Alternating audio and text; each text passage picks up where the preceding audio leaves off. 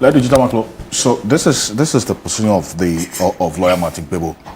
Yes, the special prosecutor has put out a verdict. In his view, he's not taking the verdict of the OSP hook, line, and sinker holding. The fact that the OSP says no evidence was found doesn't mean nothing happened. And to that extent, we shouldn't be pushing this argument of John Mahama being innocent too much. What is Martin Kpebu's profession? He's a lawyer. What does he deal with in court? It's evidence. So what are we talking about?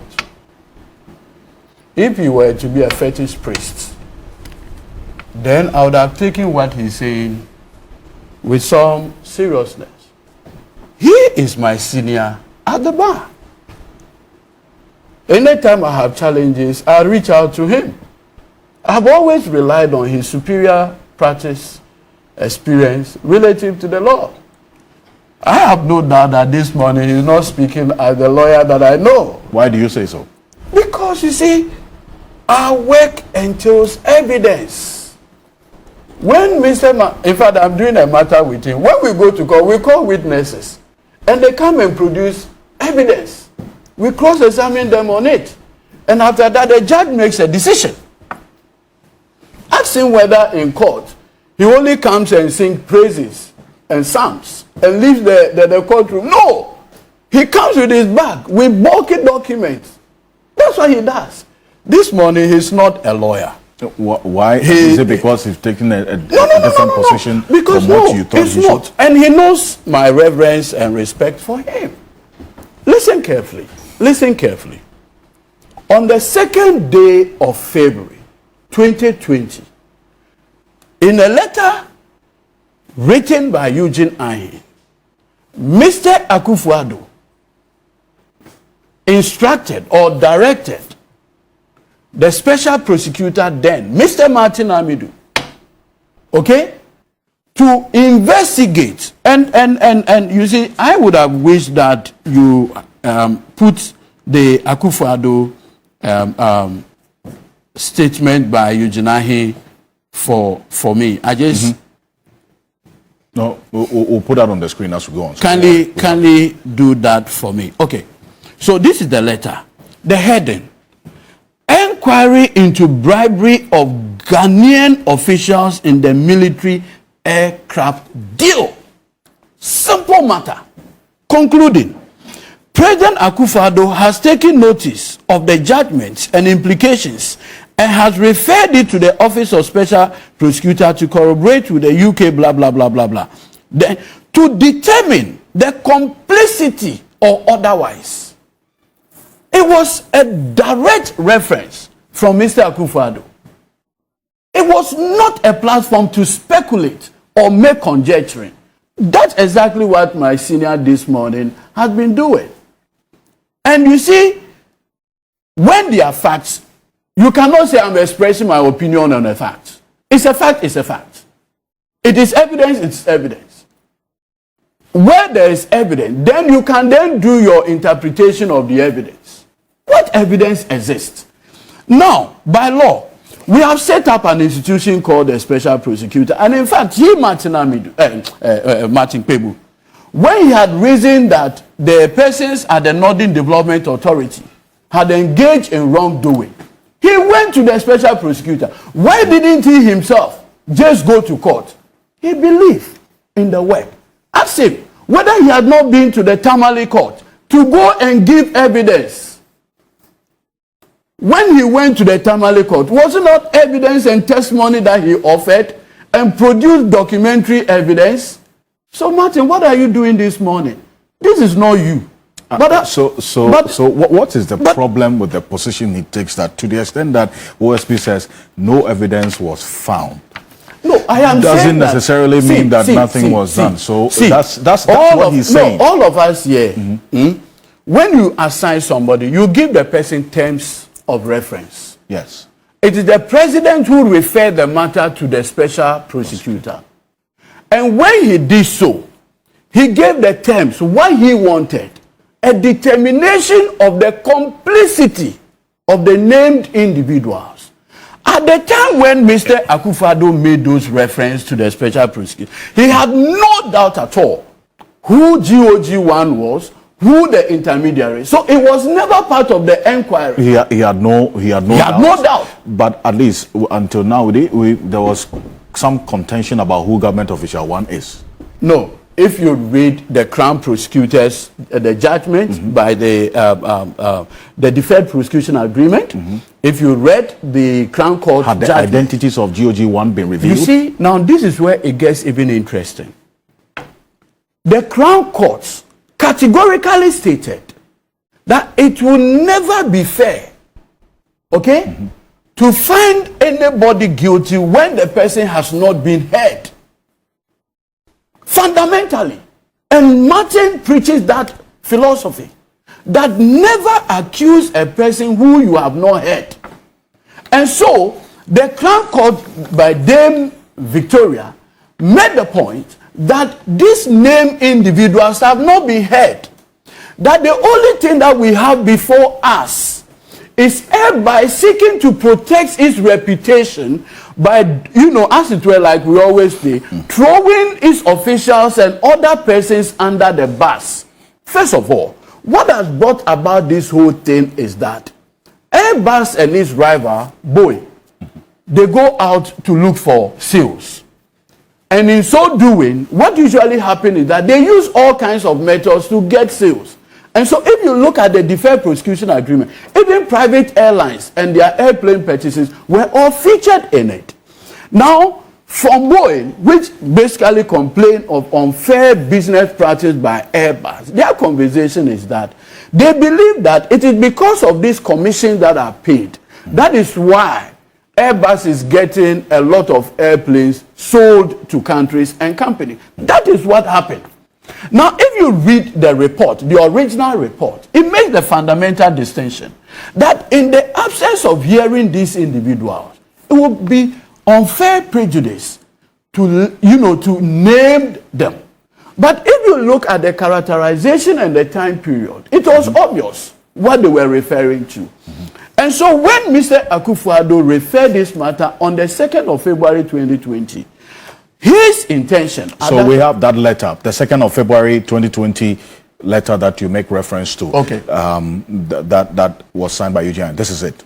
The attention of the President of the Republic has been drawn to a 31st January 2020 judgment of the Crown Court at Southwark in the United Kingdom between the Director of the Serious Fraud Office and Airbus SE, in which the European Multinational Aerospace Corporation has been fined $3.9 billion for the payment of bribes to secure deals in 5 countries, including Ghana. According to the statement of fact in the case, between 2009 and 2015, quote, a number of Airbus employees made or promised success-based commission payments of approximately 5 million euros to intermediary 5, who is said to be a close relative of a high-ranking elected Ghanaian government official 1.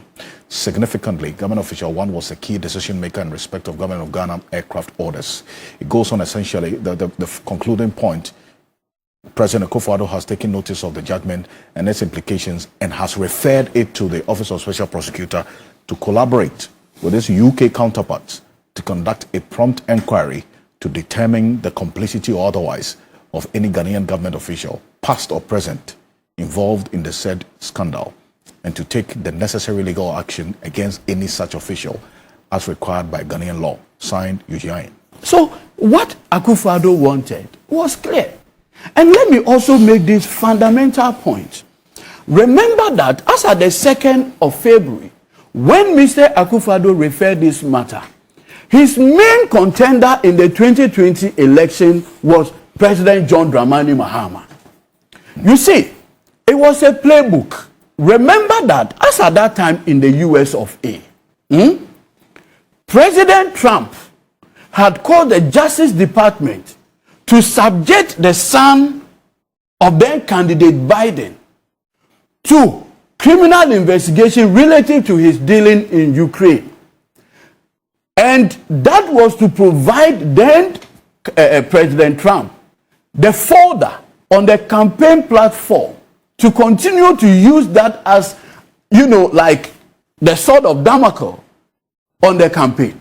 And so for the NPP in 2020, once this judgment came, it was fair for them politically to get their main political contender in the election, that is John Mahama, subjected to criminal investigation. Whether the outcome is good or not, it gives them the folder on the campaign platform to say that our opponent is being investigated. So it was purely for politics. And that is why, if you recall, in 2020, Mr. Martin Amidu issued a statement and stated that he was not, and he could see through the politics, and said, look, he was going to defer the investigation until after the election. I remember vividly, Ida Bedietu or so, responding to Mr. Martin Amidu that it does not lie in his mouth to make that determination. These are matters that should be settled. Now, I am making the point that if you read the special prosecutor's report, as delivered by Mr. Kisi Ejaben, and I want to salute him for the courage and professionalism demonstrated, because I appreciate the current climate we find ourselves in. The political pressure, the attacks on him when he did the Cecilia Dapa investigation. Somebody could have just decided that, okay, no, let me buckle and allow whatever it is to go through. That extraordinary courage ought to be applauded. That said, I want to go to paragraph 6.7. 6.7. Yes. Okay. So no, before then, I'll go to 6.5. 6.5 says the OSP investigation found no evidence that former President John Mahama was involved or played any role, and it's going to be on the screen, played any role in the procurement and maintenance of the agency relationship between Airbus and Foster and its associates in respect of the purchase by the government of Ghana of military transport aircraft from Airbus. And it appears to the OSP that the direct communication and meetings between former President Mahama and officials of Airbus to close the deal were actuated by good intentions on the part of the former. I mean, that's what we have on the screen there. Like we always say, lawyers, we say that it is a binary conversation. It is either 0 or 1. Martin knows that. Now, because it is either 0 or 1, in the courtroom and for criminal investigation, it is either the set of facts exists or it doesn't. And that is why we call it evidence. Now, the special prosecutor is saying that I have investigated, I have gone through emails, I have gone through communication. I find no evidence that H.E. John Dramani Mahama was involved or played any part. Then you say, no, I reject the no evidence. You don't provide any substitute beyond the speculation and conjecturing. I cannot, with the little training I have in law, accept that proposition from you, because that is not the law. At this point, it could mean something else. Now, again, the OSP found at paragraph 6.7. 6.7, you say. And yes. 6.7 says, the OSP found no evidence that suggests that the involvement of Foster as an intermediary, and that's going to be on the screen shortly, the involvement of Foster as an intermediary of Airbus and the direct communication and meetings between former President Mahama and officials of Airbus to close the deal between Airbus and the government of Ghana amounted to any corruption and corruption-related offense in respect of which the OSP has a mandate. Absolutely. Do you know, and what Martin didn't tell us, is that even the relationship, the agency relationship between Foster and Airbus, subsequently, Airbus commissioned a consultant to do further due diligence. Upon that discovery, they decided to sever that relationship. That is in the OSP report. So that is where I quoted earlier in asking the question when they subsequently found out, they didn't even say that that relationship in and of itself was bad. They only felt that it could raise suspicion. And therefore, the consultant who worked on that due diligence recommended. So the subsequent engagement with Airbus had nothing to do with the company that Foster had any interest in it. This was a part of the report that I read to Lawyer Matthew, but he still questions the OSC's conclusion on this matter. You're referring to paragraph 6.16. 6.16 says it also appears to the OSP that the relationship between Airbus and Foster and his associate was neither one-off nor peculiar to the Airbus Ghana deal. Airbus had in place similar business models, partnerships with Foster and his associates in respect of the business promotions in other African countries before Airbus Ghana transaction. Let me tell you this. It goes on these two, US and UK, the Europeans have Airbus, the Americans have Boeing. Boeing felt that Airbus was making more sales than they were doing it. Okay. And so decided that, look, let the American authorities investigate the basis on which they were making more sales other than them. So this was like the fight between two elephants. And this individual just got caught up in it. But you see, in good conscience, the UK court, the Crown Court, after the deferred prosecution agreement and the adoption of same by the Crown Court, they were clear in their minds that it was fundamentally untenable to pass judgment on a person when you have not heard him.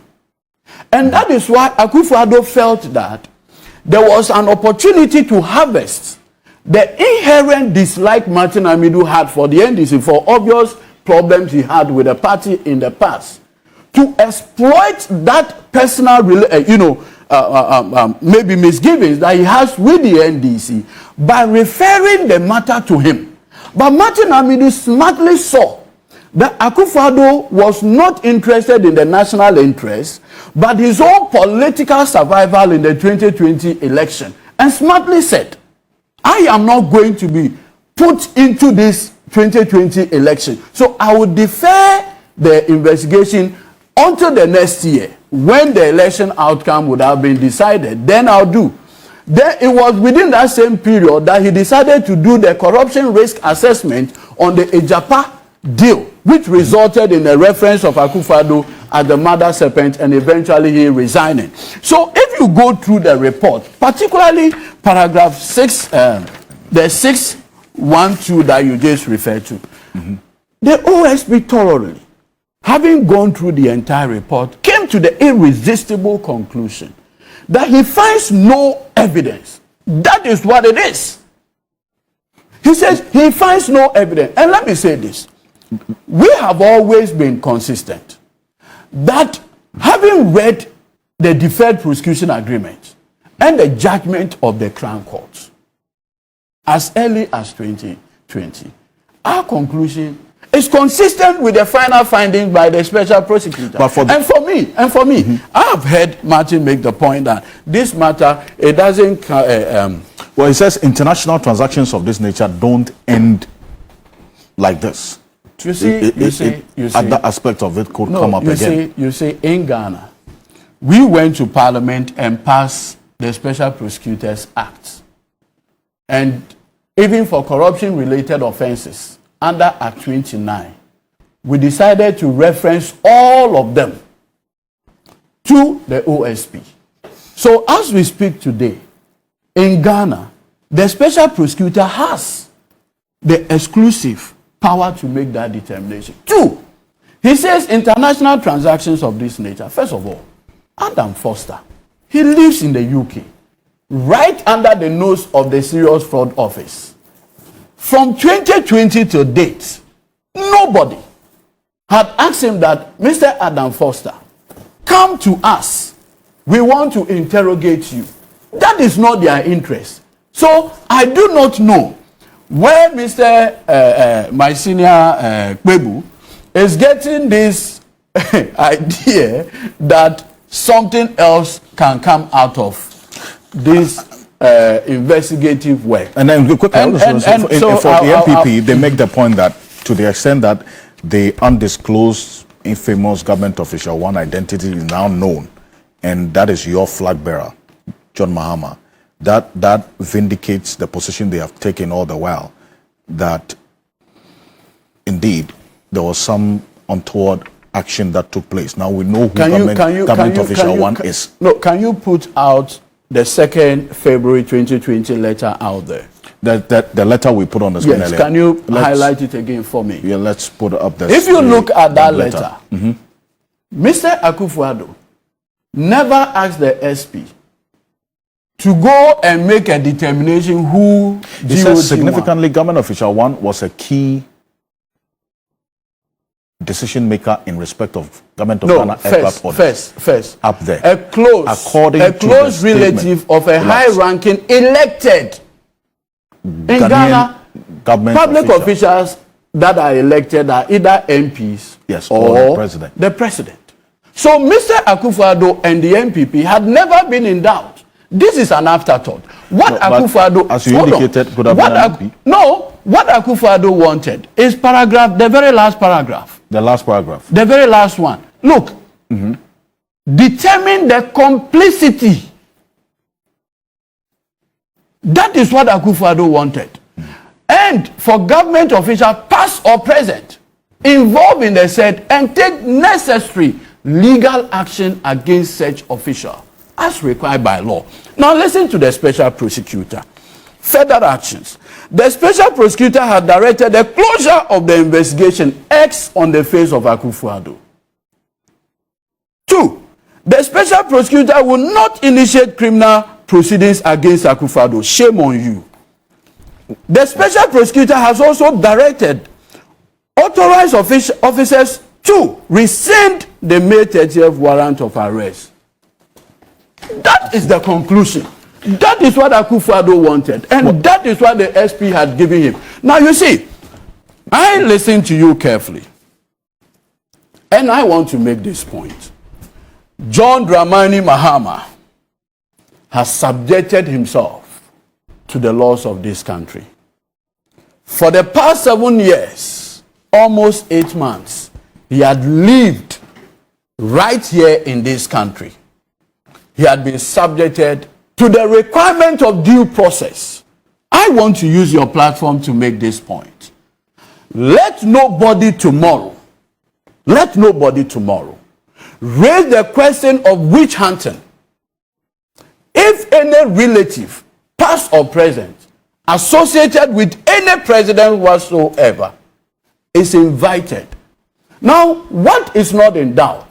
Can Akufo-Addo now subject himself to the level of scrutiny that he has subjected H.E. John Dramani Mahama and his family members to? Okay. Like they can say, oh, we of one son. Now, what was your one son? Emre Eba.